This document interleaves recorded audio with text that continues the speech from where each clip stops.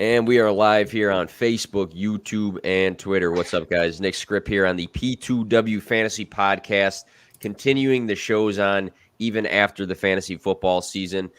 We actually have a game tonight, so we're live during a game. Apologize to these two for dragging you guys away. I'll probably have my phone up to the side here with the game rolling on. But, yeah, excited about this show today. I have two great guests on the show. Neither have been on my show. I've been on one of their shows before.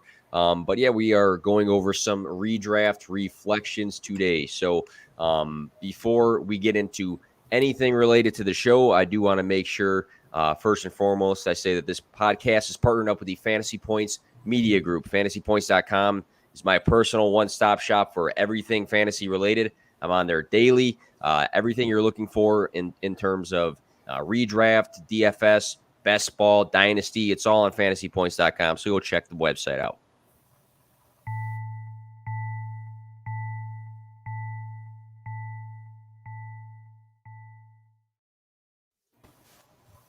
All right, so to kick things off, I'm going to briefly introduce these guys and let them talk about themselves here because they're both pretty active in the fantasy community here. So first up, I got Sam on the show here, FSWA member. You previously wrote for Ball Blast. You have the football guys hat on as well, so I know you've been involved with several sites, and you have a good niche with your writing ability. So can you talk about what you're doing now, maybe what you've done before, and what's ahead for you, man? Yeah, like you said, previously wrote for Ball Blast. Still do little things here and there for football guys. Working with that as well. Basically, for me, just kind of getting ready to head into the off season. First full season is done. Creating content, had a blast with that. Real grind. But now we get to go into the off season. It's one of my favorite times of the year. I'll be doing some draft content later on. Have some stuff planned for that as we get into March and April. One of my favorite times of the year is draft time, so I'm pretty active with there, and I can't wait to get some stuff done with that. But I just dropped my top 12 rankings for running backs for 2022 today. I'm going to work on the rest of QBs, wide receivers, and tight ends, as the weeks go through. And that takes a lot more work than people actually admit. And anytime you post that on Twitter or in an article, you're always going to get some sort of shit back because you'll have some guy ranked as the RB5, but somebody else had him as the RB4, and then they yell at you for that. So hats off to you for doing that. But like you said, it's a long off season, but there's tons and tons of content through the off season because a lot of people are year-round dynasty players and are still involved with it. So also on the show, have Zach, host of the Tripwire podcast, which is a waiver-focused show, part of the Triple Play Fantasy Network. I was on that show before at Triple Play. That whole entire family there are good friends of myself here. Also writer for Triple Play, Fantasy and Frames, Dynasty Vipers, Club Fantasy FFL. We have the FF Fit Club hashtag that you and myself and maybe some other people are trying to keep alive a little bit. I know we're pretty active with posting it, so I respect you for doing that. But very active, Zach, man. So talk about what you do. Sure. I mean, you covered all the teams I work for, so it's been a lot of fun. With the off season, we have a lot of videos coming out through Triple Play. So I'm working on an interview series right now and some 2021 season review with a little 2022 outlook on player profiles, and then just taking a quick break from articles as we get through the rest of the playoffs, and then I'll start pumping out a lot of articles to the other teams as we get through the off season. Yeah, we have a lot of time with a lot of things to talk about. So even taking like small breaks with certain things is a smart move at times. But thank you both for being on the show again. We have a game tonight, so I kind of feel bad dragging you guys away, but should be a good one today. So if you are tuning in, we are talking about the 2021 season and some redraft reflections. So we're just going to touch on some different topics, more of a reflective episode of the previous season that just finished. So stick with us as we jump into the show.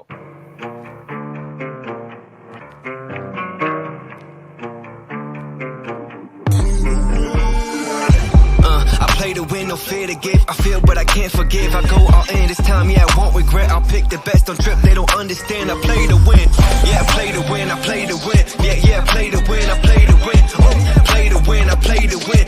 Yeah, play to win, I play to win. All right.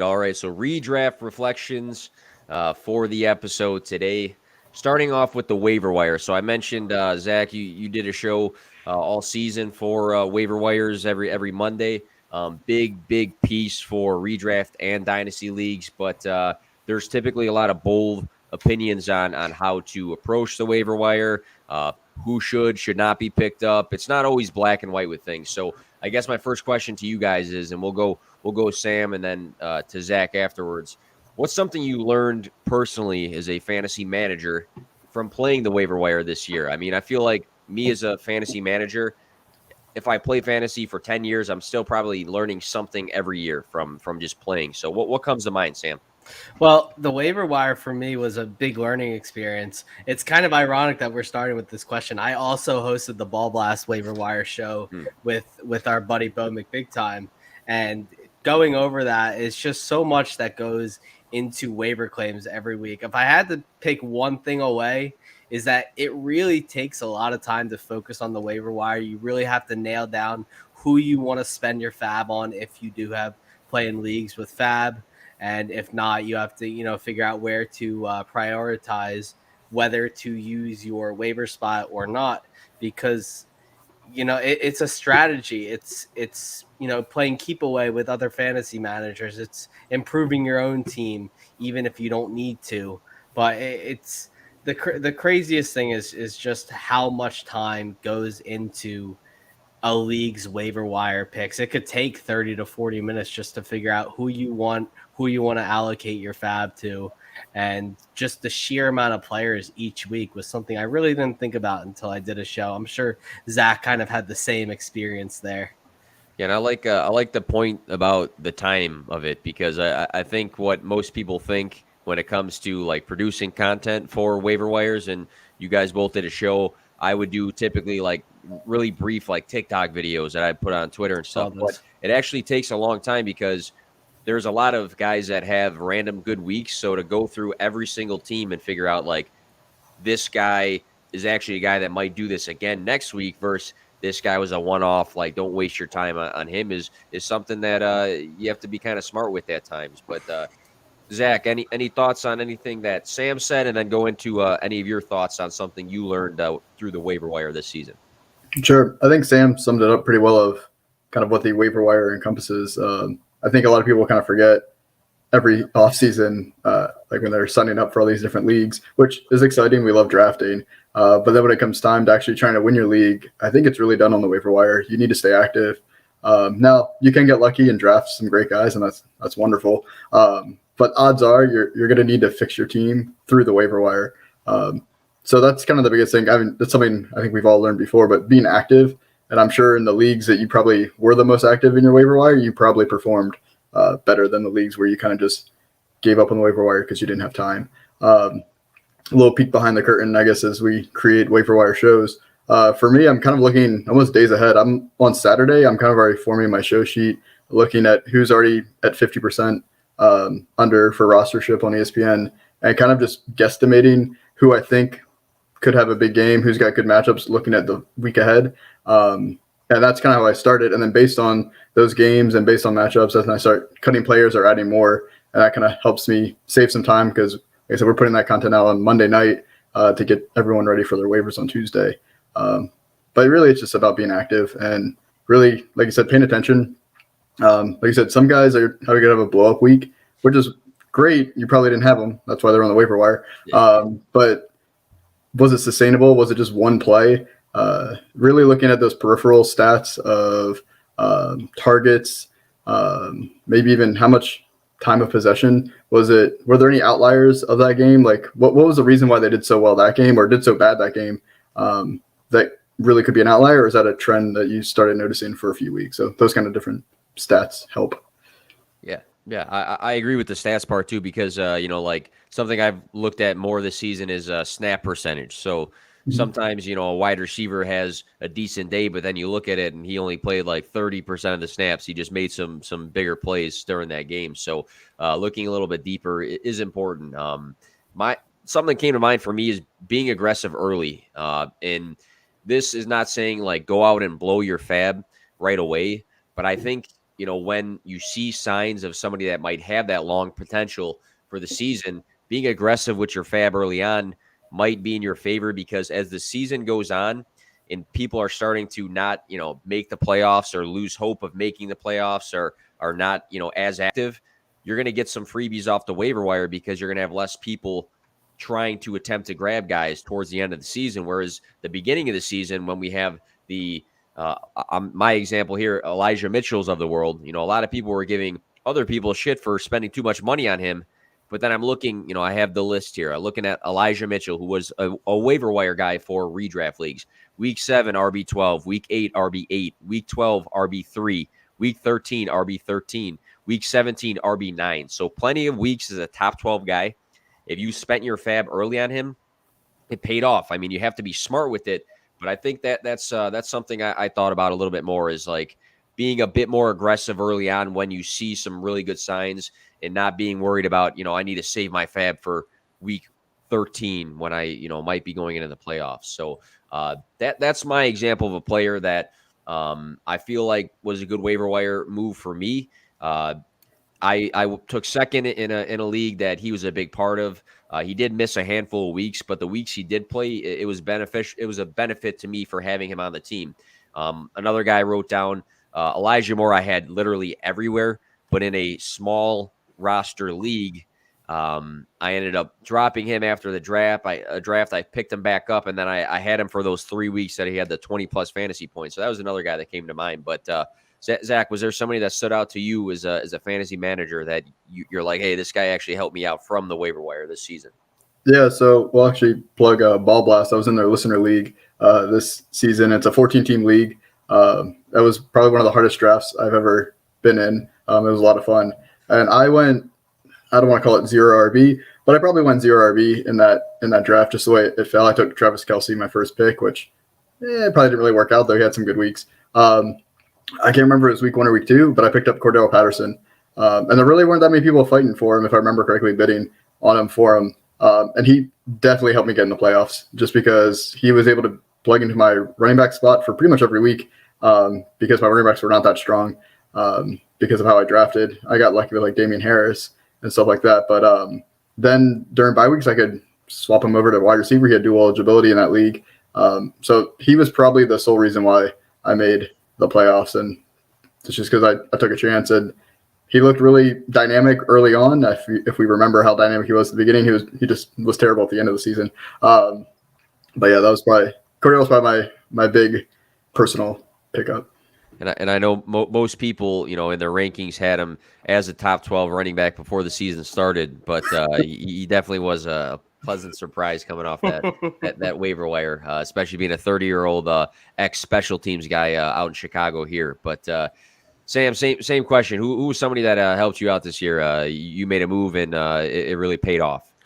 I had a lot of Elijah Mitchell after week 1, but someone who really helped me like make the playoffs, picking up Gabe Davis in that like week 11, 12 range, where he had that kind of nice 3-week stretch going down the stretch to help you get into the playoffs there. That was a nice little time for him to kind of spark up, right when Cole Beasley and Emmanuel Sanders weren't playing. Big Gabe Davis fan personally, so I was just looking for an excuse to play him where I had him and picking him up where I didn't. So right there was a nice place, and he really helped down the stretch, and I think he puts himself in a really good position for next season. Yeah, and to even extend some more names further, if you picked up Sony Michel, if you picked up Rashad Penny, those guys helped a lot of people win championships this year. So, again, waiver wires, like I look at some of the leagues that I am in, some home leagues, and there's some guys that are super active, and then there's guys that are super laid back, and the guys that are super laid back all the time typically don't go to playoffs or typically don't win the league. So I think, some of those names and what they did this season really makes it evident that it's important. It's very important. Yep. We'll move on. We'll move on to another topic here, trading. So again, it's frustrating when you play in a league where people don't want to trade. People are hesitant to trade. I think, and I hear people say this all the time, but I think like half the time I send a trade offer to somebody, they think I'm like trying to finesse them or something because I do, a podcast and stuff like that, but I'm just like trying to make some moves. But trading is a big topic in redraft. So what's something, same sort of question. What's something that you as a fantasy manager this year learned when it comes to trading, or it could be some just advice when it comes to the trading topic in general, trading and redraft. Sam, what comes to mind for the trading topic? Either something you learned or something that you feel like is a good piece of advice. Ooh, well, the best advice I can offer is manage your expectations when you're trading. You don't have to go for the home run trade every time. Just a simple trade. Sometimes even trading, a third round pick for a player that you think might have a chance next year could mean the world of difference. But really manage your expectations, because chances are, while you want to make that home run trade, the guy you're sending that offer to probably doesn't, unless he's just a degenerate like some of us are. So Yep. You definitely need to manage expectations. But I don't know, something I learned from trading this year is definitely to stop trying to look for value everywhere. Sometimes just focus on making the best trade that you possibly can. Don't try to win every trade, because you're probably not going to win every trade. And, people won't trade with you if they only think you're trying to go for value.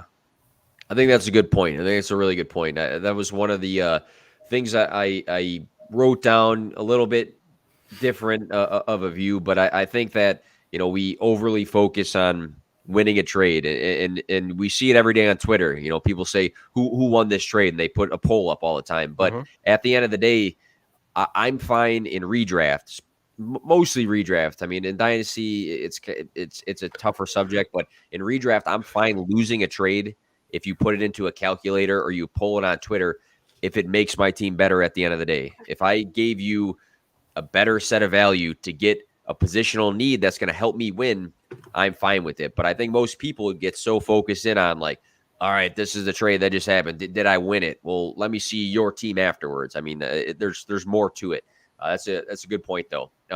Zach, same topic. What's something you either learned or a piece of advice when it comes to trading and redraft? Sure. So I'm a commissioner of my home league. I think we're going on, I think this was year 7 or 8. And it's a very active league when it comes to trading, which I think is a lot of fun. I'm probably good for at least 3 trades a season, if not more, in that league. This was the first year that I didn't make any trades. I don't know if I had anything to do with my first year creating content. And like you say, kind of, because I shared my information in that league, I didn't mind. But maybe they thought that I was trying to pull one over. But honestly, I didn't really send out that many trades. I didn't feel like my team really had the players in place to make honest trades. So I had some trades sent my way that I didn't agree with. So I just kicked it back. But I guess advice that I would recommend is, like you said, like, don't try to win the trade, or I should say, don't worry about losing either. It's more, look for how you can make your team better and their team better. Because if you're not making their team better, why would they accept a trade? And if you're trading with someone that has no idea what they're doing, is that really a league that's worth your time too? So for me, it's also try to have lines of communication. Depends on how your league is set up. Do you know the people in your league? But is there a way where you can message them, text them, talk to them, and really kind of figure out who are they looking for? Who do you like? And kind of narrow that down, because there's so many times where I hate when I just send out a trade offer and it just gets ignored. And you're like, did they even see it? Do they not care? Just say no. Like, it's okay. At least we can start somewhere. So it's really kind of reaching out, like, or before you even say to trade offer, hey, is there anybody in your team that like you're looking to move, or is there anybody on my team that you like? And kind of figure out what's their mindset, because you don't want to overvalue your guys. That's not going to help you. But you also don't want to undervalue their guys, because you want to get as much out of a trade as you can, but while being fair. Yeah, I like the point you made about looking at their team, right? You mentioned maybe making their team better. That is one of my biggest pieces of advice when it comes to trading. Is you have to look at the other person's team, because at the end of the day, like, putting it down on a piece of paper and saying, is this a good trade? Sure, on paper, but when you're offering somebody who has Kelsey in redraft, you're offering, your big selling point is Kittle, for them to lose one of their best running backs, doesn't make a ton of sense, right? I mean, you have to really identify the other team's needs. How can I address that need while getting what I want from them? I mean, it's simple as that sometimes, but I think, again, we get focused on like A for B. How does this look? Put it in the calculator, put it on Twitter. So good points all around for trading. And I'm a big trader. I send too many offers all the time, and I'm annoying in my league. So I'm about that life. But moving forward, all three of us produce content. We all have Sam, you mentioned you just came out with your rankings, your early rankings already for the running back position.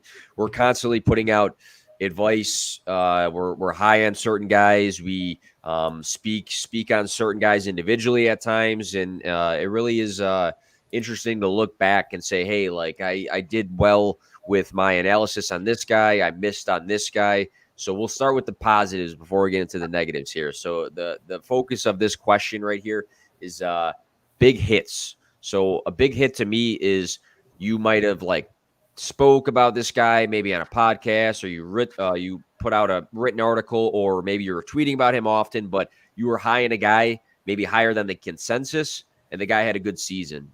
Who's somebody that comes to mind for you? We'll go back to Sam with this one. Oh, for me at the top of the list, it's got to be Michael Pittman.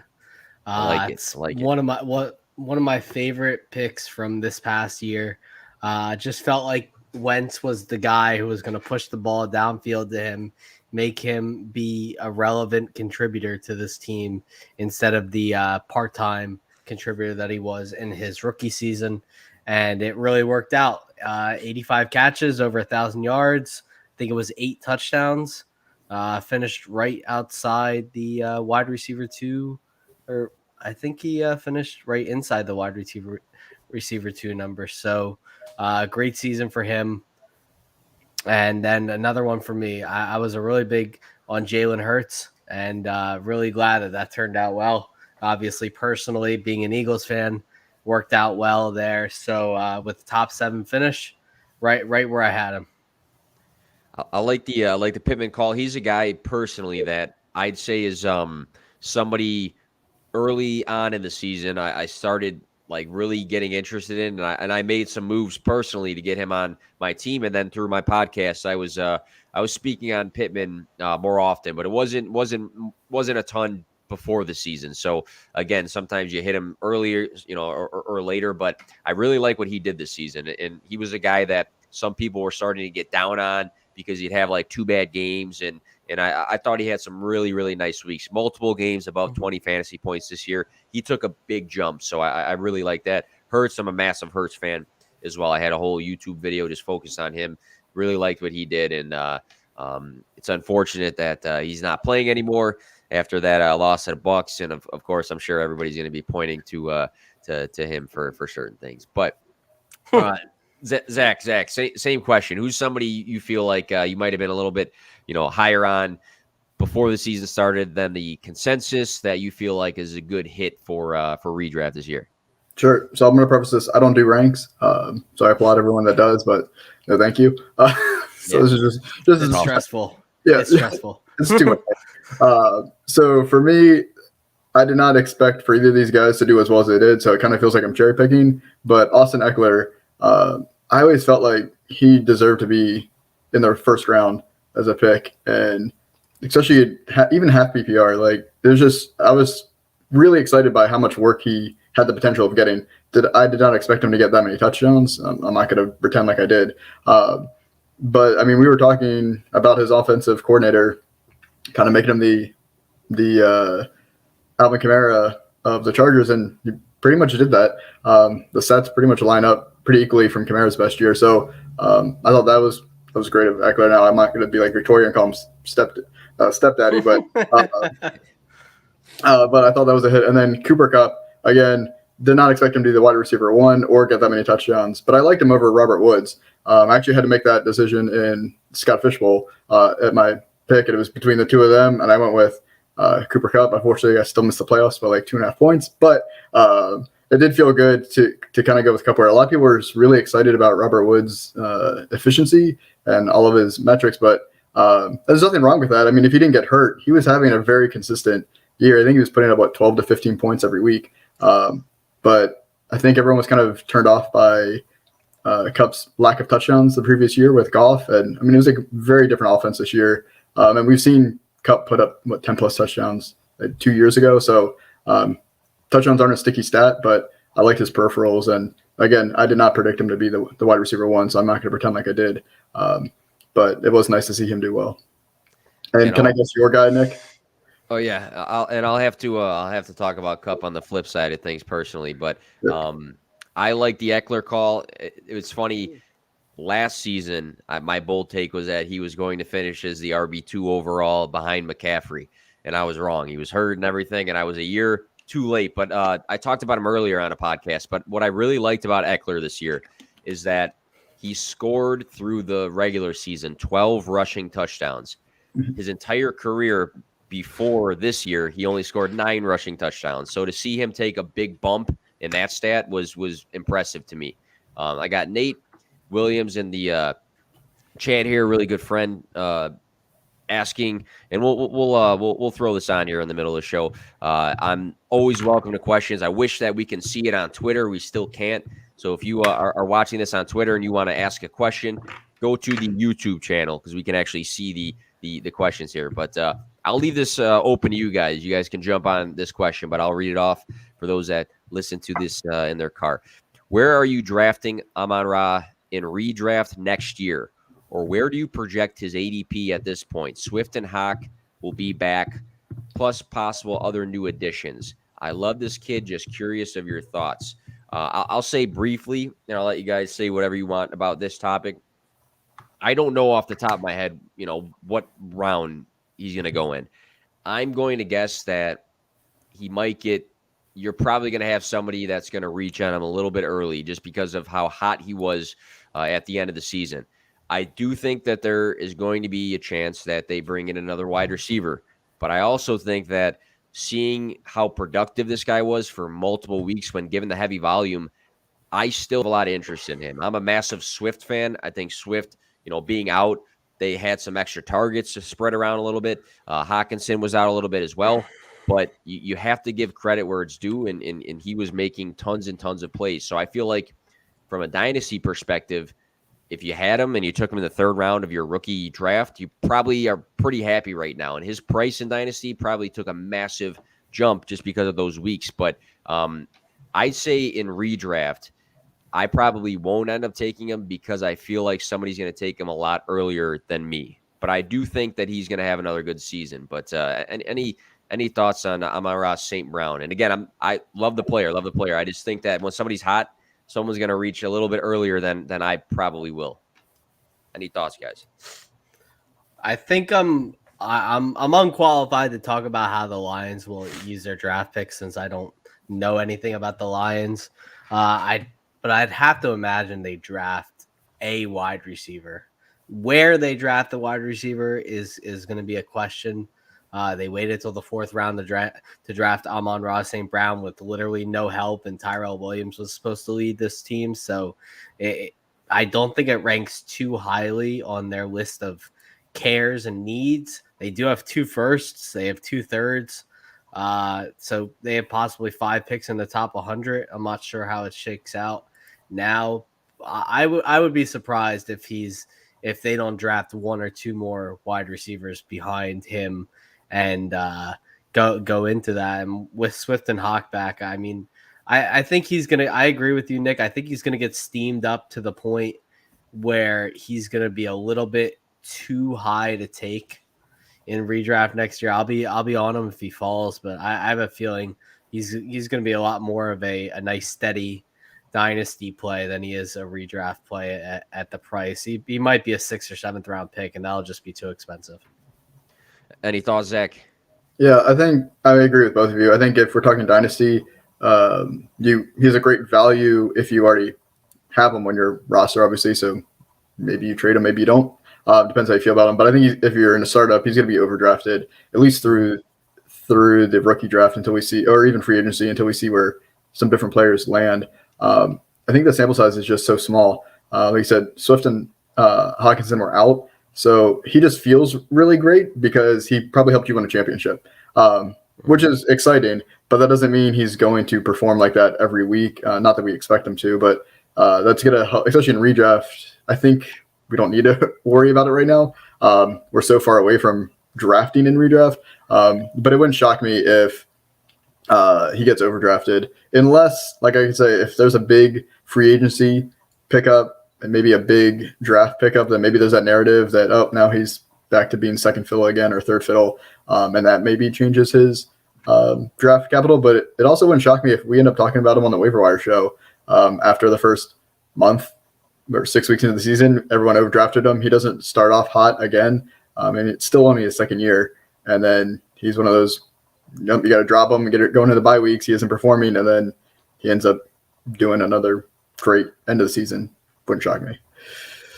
Yeah, I think there's a good point with the potential for them to bring in a free agent, because I do think that there is potential for that. And I know that, a lot of people will say, like, nobody wants to go to Detroit, but they actually were fairly competitive in games this year.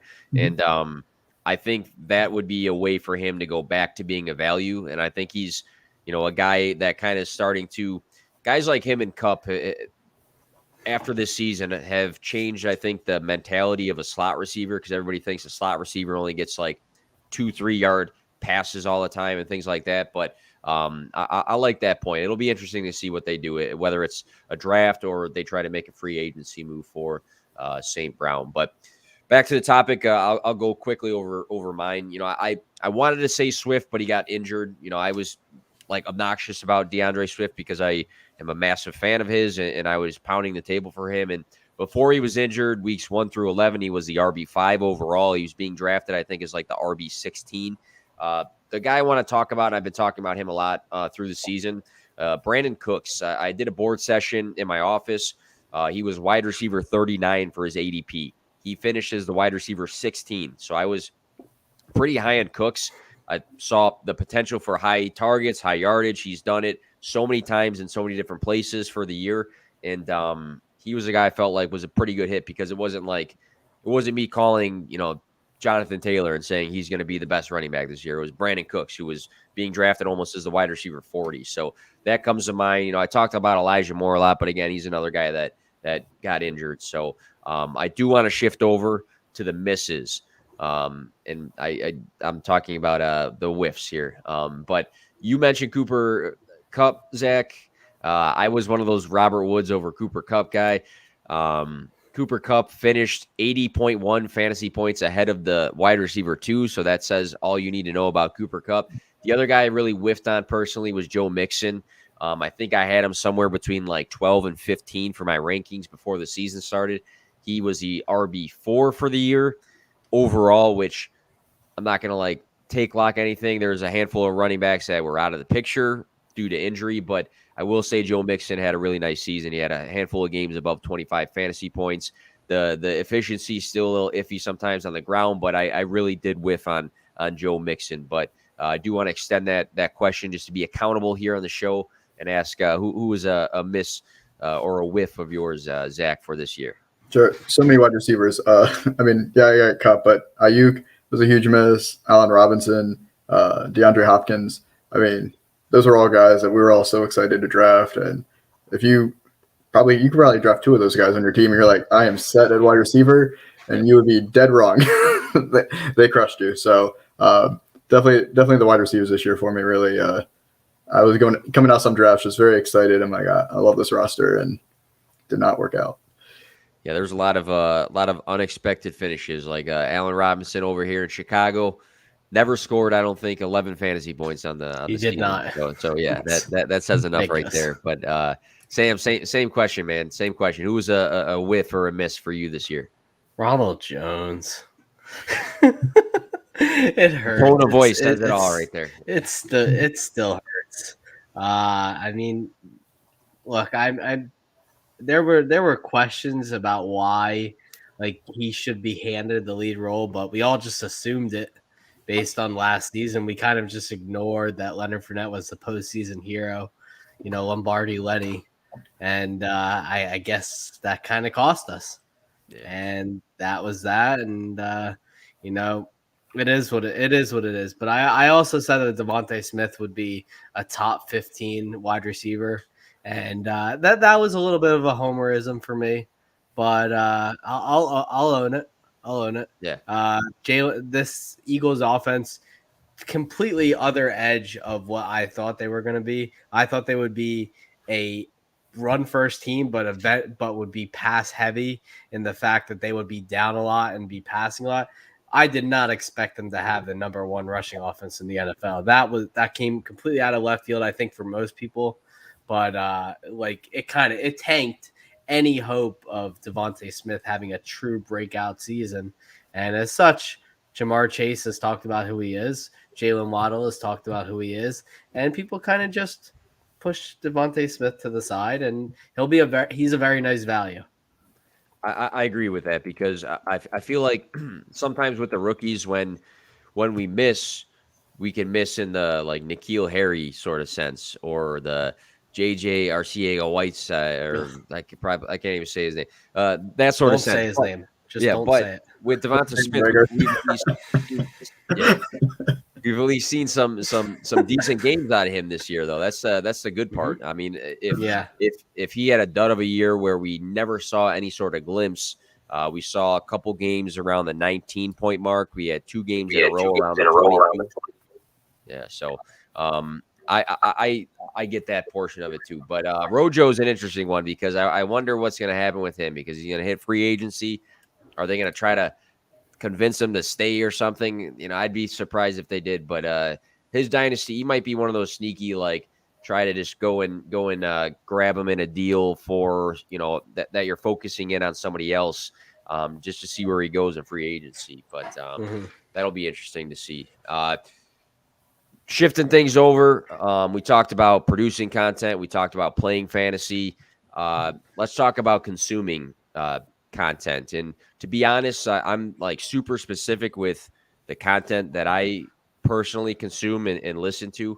Not knocking anybody. I just don't personally listen to like a ton of podcasts, but I have friends that listen to, like John, who does a show on the P2W Fantasy Podcast. He listens to like 50 podcasts a week. So there's people that listen to a ton. There's people that, you know, don't listen to a ton.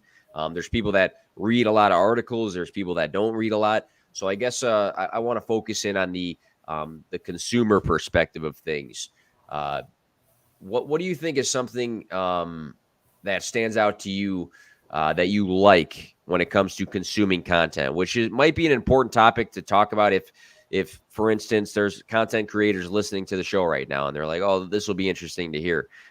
Zach, what stands out to you for something that you look for in the content that you consume? Because obviously you make content, but what about the content you consume? Sure. Well, I think right now there's just a lot more content creators. I think with one of the, we'll call it a consequence or a positive of COVID, was people were kind of stuck in their homes for a while, going the last year and a half, 2 years. And I think a lot of people kind of got pushed to wanting to create content, which is great. I think a lot of us that create content have a passion for fantasy football. That's why we're doing it. And we just finally got that push to do it. So I like the diversity of different voices out there. It's been interesting. There's a lot more different kinds of content too. You got a lot of videos. You have a lot of articles. I mean, we have TikToks now. Who thought that was going to be a thing? So for me, I think it's just all the diversity. Yeah.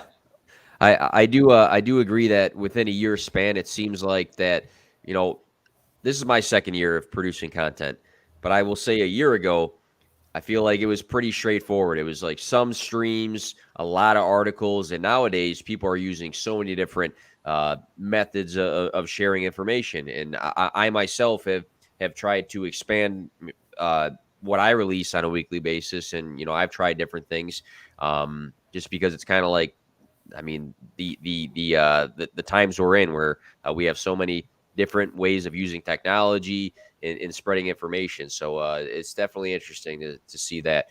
Sam, consumer's perspective, what stands out to you as something you look for? Ooh, just being different. And I think you yourself are a good example of that. Things you do, board sessions, TikToks, different kinds of streams coming out, articles, everything. You know, being different is the best way to separate yourself. It's the best way if you're looking to gain a following. That's the best way to do it, is to be different in a way that people can associate that one thing with you. or they associate the fact that you're willing to jump into any new medium and be good at it. So and it's not the worst thing that the industry seems to have shifted to looking for people who can be entertaining as well as informative over the other side. But I think it's what we're coming to as in a media space, that people are going to look for people who can be interesting on different mediums and still show that they are knowledgeable about what they're talking about, but that they still captivate an audience while doing it. So being different is the biggest key these days. That is something I definitely agree with, and I think that it's important as a content creator to not hesitate on trying different things. And I know personally, like you mentioned, for me, I do the board sessions, or I've been trying TikTok out and stuff like that. I've like whiffed on so much shit this year that I thought was a good idea and it wasn't. And then random things personally that I've done that I thought were just going to be okay ended up being like a hit. I mean, like the board session, for instance. But I think it's important to try different things out. And if you don't like it or you're not comfortable, then move on to the next thing, or focus in on what you do really good, but don't be afraid to go out and try something new. So I know people like to just write articles. Spend 90% of your time doing that, but don't be afraid to release a video of you in your home office just talking about something. I mean, it's okay to try different things out. I think at the end of the day, because it is a space where people are using different methods, and it's fine to be different when it comes to the content. Me personally, and I'll kick it back to you guys if you guys want to finish anything off on this topic about content creating or consuming. But me personally, consuming content, I don't necessarily, like to have something super, super long and lengthy, like a 10-page article or a hour-long podcast. But what I look for, and what I look for is probably different than somebody else that is just casually plays fantasy. But I look for information that's going to come in and make me think outside of my own box, because I'm like you guys, I'm sure, where I'm nonstop looking at stuff and taking notes and tweeting out random datas that I find. But I like need to be told some sort of information that makes me think outside of what I'm already thinking about, or makes me think outside the box, or look into a player that I wasn't before. Like I personally, and this is me personally, so I'm not knocking anybody or anything like that. I don't care about, like, I can care less about gimmicks and humor and like flashy podcasts and all the soundboards and all this stuff. Like personally, I don't care. I just want something that's going to make me think about things different. So that's something I look for personally. But again, I'm not a super casual person. I'm a psychopath that looks into this stuff way too much. So aren't we all? Yeah, that's what, we're all you said the word earlier, degenerates. So but there's also people out there that they look on Sundays and that's it, so you kind of have to balance that sort of thing out. But absolutely. Anything else you guys want to add, in terms of either creating content or consuming content? I'll just leave it open for you guys. Sure. So I think this is my first year of creating content, so I haven't even been a full year yet. But something that is a good reminder for all of us is there's different levels of fantasy football engagement, if you will, from consumers. Like you said, there's some people that just pay attention on Sundays. There's some people that probably look at stats way more than all of us. So it's kind of gearing your content towards trying to cover all of them, or maybe you focus one of your articles or videos on, hey, this is more for the degenerates, if you will, and maybe this piece is more for the casual players, where you're trying to still have that nuance, but you don't want to talk down to your consumers, and you want to make sure that they're kind of understanding and find a way to make it, like I said, entertaining without having to be gimmicky if that's not your thing. And hey, if a gimmick's your thing, then that's great. Whatever sure. Gets them to pay attention. And then just really trying to be actionable with your advice. If you don't really tell the consumer really what you think, what they should do, what are they supposed to do with your advice? So yeah, it might feel really vulnerable to tell somebody, hey, I think you should pick this player up. But that's kind of what our job is in this space. And we're not going to be right every time. We're probably going to be wrong more than we're right. But at least if we're providing that content of like, hey, here's all the research I did. here's my best prediction. Here's what I recommend you do with this information. And then it's their choice to make that decision if they want to follow you or not. But if you're not giving them any action, I don't know what they're supposed to take from your content. I like that. I like that a lot because that's something I think in year one I didn't do enough of. I did a ton of talking about players, good or bad. But on the podcast this year with Kevin, I think we really tried to shift into talking about something and then giving an action or an example of an action. I think that's something that I didn't, really think about too much before, but it is important because when you are a casual fantasy player and somebody says, go pick up this guy or something like, along those lines, or sell this guy, they're probably thinking to themselves like, what do how do I go about that? Or, in what sort of way, what's the value around that? But, Sam, any closing thoughts on content creating, content consuming, anything? No, I think everything you and Zach covered was great. And if you want to create content, now's the best time to do it. Everyone's jumping in, and the off season's the best time to start. So, and on a side note, you can be 100% part of the fantasy community without making content. You can just follow other accounts and interact on Twitter or wherever you're at, Instagram, I don't know. But it's a big community that's extremely welcoming. That's for sure. People interact nonstop all day, maybe a little too much. But we love having people yell at us. Yeah.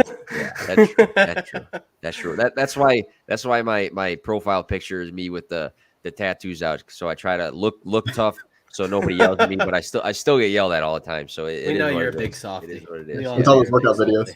Yeah. We all know you're a big softy in the gym at 5 a.m. Me with the elderly people that are in there at the time at 4 a.m. But we'll close the show out. I did this last off season. We'll do it again today. I'll be all fun with the podcast now that it's the off season. I don't know. You guys have anything to write with that you can hold up to the screen by chance? We're gonna do some jersey trivia here. I did this last year. Ton of fun. Maybe, if I was on a podcast for basketball for Triple Play, and we did this. This is where I kind of stole it from, and I sucked at the questions that were asked for the basketball guys. But I think this will be interesting. Yeah. So what I have a series of players here. I'll give you guys like 5 seconds. I'm going to read their name. You give me their number. They're all guys that won their playoff game this week. No cheating. There's no prize. It doesn't matter if you win or lose. All right, but I'll start things off. Just write it on the piece of paper and hold it up. All right. First guy on the list, running back from the Bengals, Chris Evans.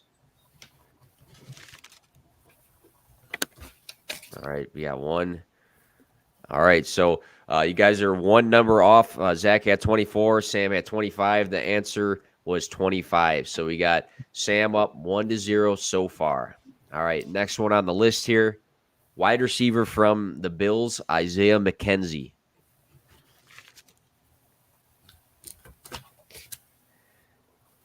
All right, so we got 11 and 19. The answer was number 19.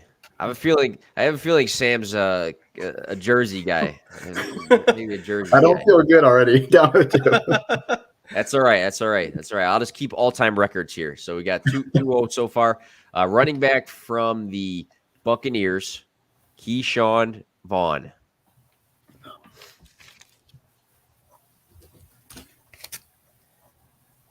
All right, so Zach, you're missing the 2 in front of the 1. Sam's got this one as well, 21. I'm hoping that the last 2 are a little bit tougher. I'm trying to throw Sam off here. Wide receiver. Yeah, wide receiver. I got two left. Wide receiver from the 49ers, Juwan Jennings.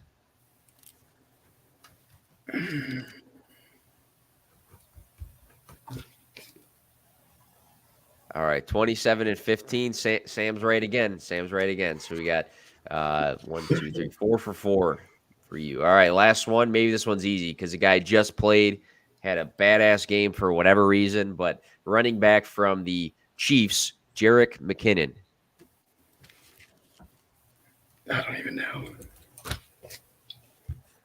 All right, yeah, you guys both got it. Number one. So we got Sam beat Zach here. Sam went 5 for 5. I'm gonna have to have you on another time to try to throw you off. I thought I had some interesting guys here, but you were spot on there. You were spot I was on. expecting the jersey change players. I will say I'm kind of a freak that like I know jersey numbers better than players. Like it just like sticks in my mind. I don't know. I usually am when like I have like some sort of bet and I'm looking at the screen. I'm like, is it 15? Oh, yeah. Is it 15? Is it 15? Yeah. And they'll be like, no, it's not. It's not. I'm the same way, and I'll tell you what it is. It's years and years and years of that compounded onto each other of figuring out who wears what number, so I can always be rooting for the right guy. How disorienting was the beginning of the season with all the new jersey numbers for you? Oh, absolutely. Which is rough for a person like me who has a massive jersey collection. When I have like DJ Moore, my jersey in my garage says 12, and now he's number 2. Like, what the hell is that? But why was Leonard Fournette number 7? It doesn't make any sense. Yeah, I think they just had the ability to be creative, and they're like, hell yeah, like I'm gonna be Michael Vick today. That's what Fournette was saying at the time. Absolutely. Good show, guys. Good show, guys. This will be out on the podcast, Apple, iTunes, and Spotify, and all the good stuff. Probably tomorrow. But again, Redraft Reflections. You can catch it on YouTube if you want to see everybody's faces. But I do want to close out the show and make sure you guys can remind everybody where to find you on social media. And if you want to plug anything as we close the show out and get back to this Rams-Cardinals game that is not really a game right now, 21-0 Rams. Sam, we'll start with you, man. Where can we find you and anything you want to plug? Oh, yeah. You guys can find me on Twitter at Swagman95 on there. I will be working with a couple sites coming up this spring, and I can't wait to get started with that. Look, it's only January. Lots of content to do. Lots of NFL draft stuff. Favorite time of the year, and then so we get to worry all about that for the next 4.5 months. It is a blissful time. That indeed. Lots of stuff to talk about nonstop. I think a lot of people think the season is over. It's not. The year continues on. But Zach, same sort of question here. Where can we find you on social media, and anything you want to plug as we close things out? Sure. So you can find me at FF Chalupa Batman. So it's great name. League. If you guys haven't seen the league, watch. I think it's still on Hulu. But yeah, for me, it's just right now kind of grinding with those videos for Triple Play Fantasy. So also, if you don't follow that account, follow them, subscribe there. Working on an interview series right now. Really excited about who I'm going to talk to, and then going over some different player profiles, reviewing their 2021 season. That'll be coming out on YouTube. So like I said, follow the Triple Play Fantasy account on YouTube. Subscribe there so you don't miss that. But then you'll see me, like Nick said, just posting a lot of fantasy football fit club on Twitter every day. Again, now's the time if you guys want to work out, be a little more active. It's January. A lot of people in the gym right now. Stick with it. Have fun. Don't worry about not seeing results right now. It takes a while. You're just gonna keep going. Have fun with it. That's why I think Nick and I post a lot, is just to show that even if some days I just work out for 2 minutes, but at least you're doing something. And like I said, it's a very positive space. So don't be afraid to join in. Absolutely. It was a hit last year, died out, but it's still going. It's very welcoming. I think a lot of people who joined in before were tagging people for the Fit Club, and it's something just to collaborate on without actually collaborating on something. But funny story too before we close things out. Your Twitter handle, Zach. I think you asked a question on a show that I had Scott Barrett on. I remember this, and he's like, "Oh man, that's a great Twitter name. That was funny." But thank you guys both for coming on. We shifted the show because I had another work commitment, so I'm really appreciative of these guys adjusting and coming on the show Monday versus Wednesday. For myself, probably have another stream sometime this week with some other random content. Make sure you guys check out their stuff. Sam and Zach, they work very hard, and again, good show, guys. Everybody listen. Thank you guys. Have a good rest of your night. Enjoy the rest of this game.